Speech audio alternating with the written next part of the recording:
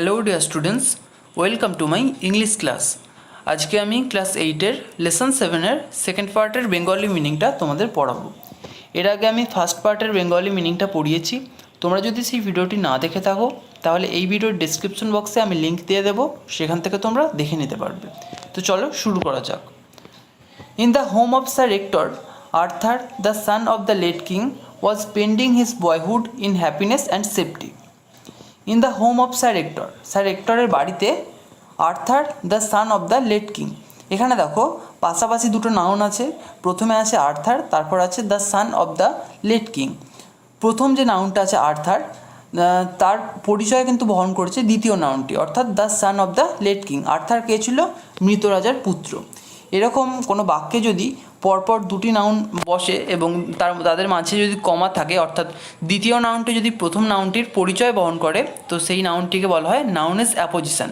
এখানে দেখো প্রথম নাউন আছে আর্থার, তারপর আছে the son of the late king, অর্থাৎ দ্বিতীয় যে নাউনটি the son of the late king, এটা আর্থার বা প্রথম নাউনটির পরিচয় বহন করছে। তাই the son of the late king এই নাউনটা হলো নাউন ইজ অ্যাপোজিশন। দেখো, in the home of sir Ector, sir রেক্টরের বাড়িতে Arthur the son of the late king, মৃত রাজার পুত্র Arthur, was spending his boyhood, তার বাল্যকাল কাটাচ্ছিল ইন হ্যাপিনেস অ্যান্ড সেফটি, নিরাপদে এবং সুখে এবং নিরাপদে।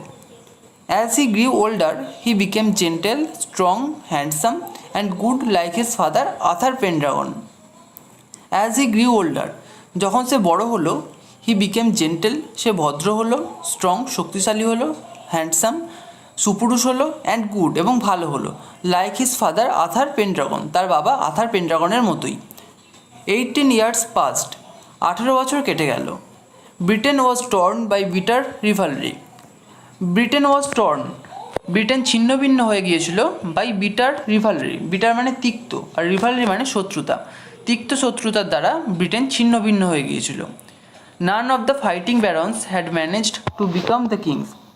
ব্যারন্স মানে সমাজের অভিজাত মানুষেরা, যাদের নিজস্ব সেনাবাহিনী থাকতো বা ফোর্স থাকতো নিজেদের প্রোটেকশনের জন্য।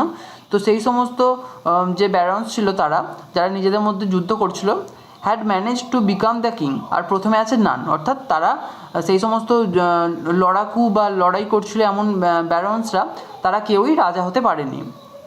The people longed for the old days of peace and prosperity under Arthur Pendragon.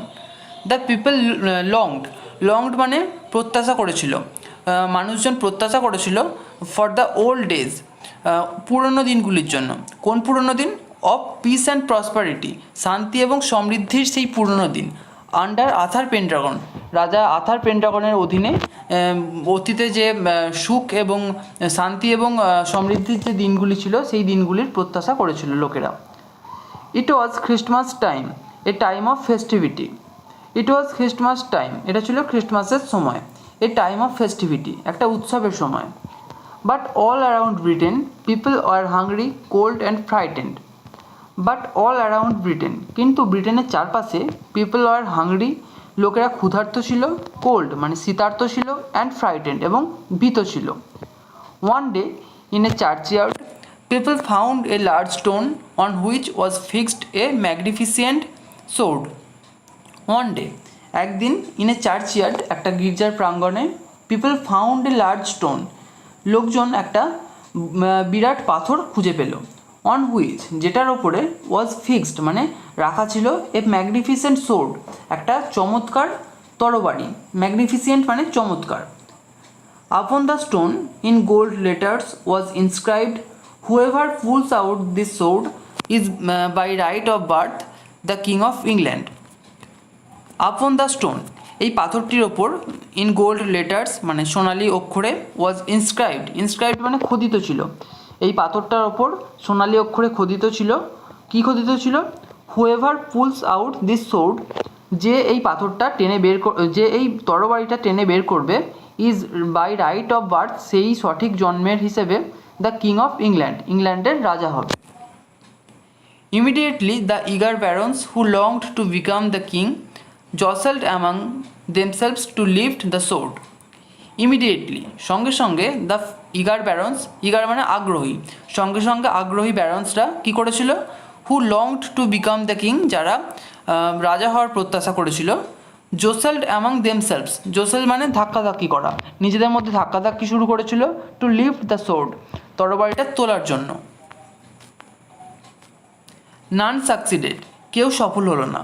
The sword remained fixed to the stone, the sword remained fixed মানে পাথরটা, এই তরবারিটা টিকে রয়ে গেল বা দৃঢ়ভাবে রয়ে গেল টু দ্য স্টোন, পাথরের সঙ্গে।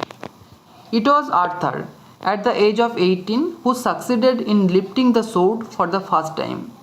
ইট ওয়াজ আর্থার, এটা ছিল Arthur, at the age of 18 মানে 18 বছর বয়সে, হু সাকসিডেড যে সফল হয়েছিল, ইন লিফটিং দ্য সোর্ড তরবারিটা তুলতে, ফর দ্য ফার্স্ট টাইম প্রথমবারের জন্য। এটা ছিল 18 বছর বয়সী আর্থার যে প্রথমবারের জন্য তরবারিটা তুলতে সফল হয়েছিল। The barons were angry and disappointed, ব্যারন্সরা রেগে গিয়েছিল এবং ডিসঅ্যাপয়েন্টেড হয়ে গিয়েছিল মানে হতাশ হয়ে গিয়েছিল। দে ডিমান্ডেড এ টেস্ট, ডিমান্ডেড মানে দাবি করেছিল, তারা একটা পরীক্ষার দাবি করেছিল। আপন a bright May morning a great trial took place in the presence of many people. আপন এ ব্রাইট মে মর্নিং, একটা উজ্জ্বল মে মাসের সকালে, এ গ্রেট ট্রায়াল, ট্রায়াল মানে পরীক্ষা, একটা বিরাট পরীক্ষা, টুক প্লেস মানে হয়েছিল, in the presence of many people অনেক মানুষের উপস্থিতিতে। There were the peasants, the craftsman, the merchants as well as the barons. There were সেখানে ছিল, দ্য পিসেন্টস মানে চাষিরা, দ্য ক্রাফটসম্যান কারিগরেরা, দ্য মার্চেন্টস বণিকেরা, as well as the barons সাথে সাথে ব্যারন্সরাও ছিল। In front of everyone Arthur's slender and young lifted the sword easily, the crowd held him as the king. Arthur in front of every one মানে প্রত্যেকের সামনে, Arthur, তারপরে দেখো তার পরিচয়টা দেওয়া আছে, স্লেন্ডার অ্যান্ড ইয়াং, স্লেন্ডার মানে রোগা, অ্যান্ড ইয়াং তরুণ বা কম বয়স্ক, সকলের সামনে কম বয়স্ক এবং রোগা Arthur lifted the sword easily সহজেই তরবারিটা তুলে নিল। The crowd held him as the king, the crowd মানে জনতা, হেল্ড মানে সম্বোধন করা, জনতা তাকে সম্বোধন করেছিল অ্যাজ দ্য কিং রাজা হিসেবে। After becoming the king of England Arthur's first duty was to secure piece in England.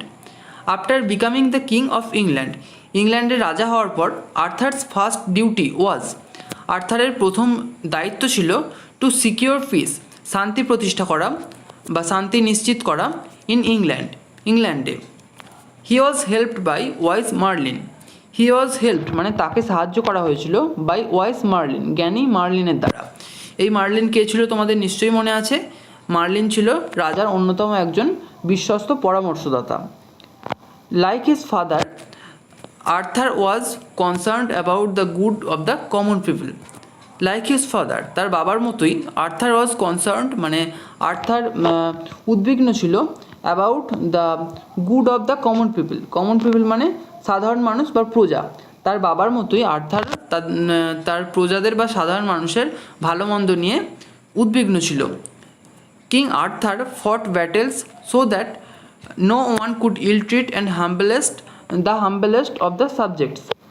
King Arthur fought battles, রাজা আর্থার যুদ্ধ লড়েছিলেন, সো দ্যাট যাতে করে, no one could ill treat the humblest of his people যাতে কেউ তার সাধারণ মানুষ বা সেখানে সাবজেক্ট বলতে সাধারণ মানুষ বা প্রজা, তাদেরকে কেউ যাতে ইল ট্রিট করতে না পারে মানে তাদের সাথে যাতে কেউ খারাপ ব্যবহার না করতে পারে। King Arthur had lost his royal sword in a battle. King Arthur had lost মানে রাজা আর্থার হারিয়ে ফেলেছিলেন, হিজ রয়্যাল সোর্ড তার রাজ তরবারিটা, ইন এ ব্যাটেল একটা যুদ্ধে।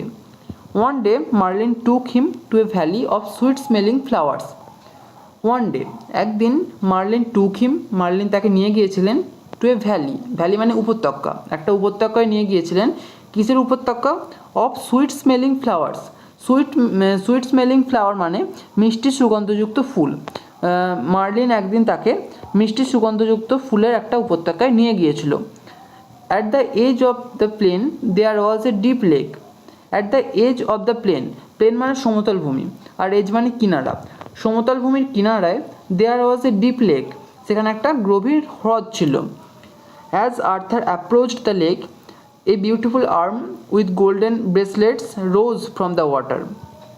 As Arthur approached the lake, যখন আর্থার হ্রদের কাছে পৌঁছলো, এ বিউটিফুল আর্ম, একটা সুন্দর হাত, উইথ গোল্ডেন ব্রেসলেটস, যে হাতে একটা গোল্ডেন একটা সোনালি বা সোনার একটা ব্রেসলেট পরিহিত অবস্থায় ছিল, রোজ ফ্রম দ্য ওয়াটার, জল থেকে উঠে এলো।